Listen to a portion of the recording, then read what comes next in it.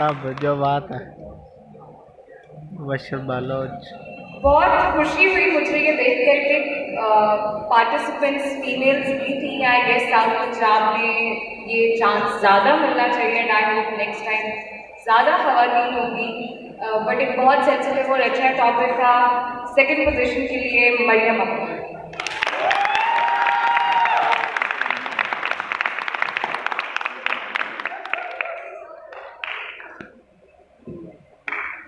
And last but not चल बंद कर जा। फर्स्ट पोजीशन की बारी है और मैं दावत देना चाहूंगी शर्जील खान को क्या अपना इनाम दे सकते हैं। लेवल भाई जानी लेवल। बेटा मस्ती कर रहे हैं। तो मजा आ गया यार। बाकिया भाई मेरा आइडिया था, मेरा सब कुछ था, मेरा दोस्त ले रहे थे। आपकी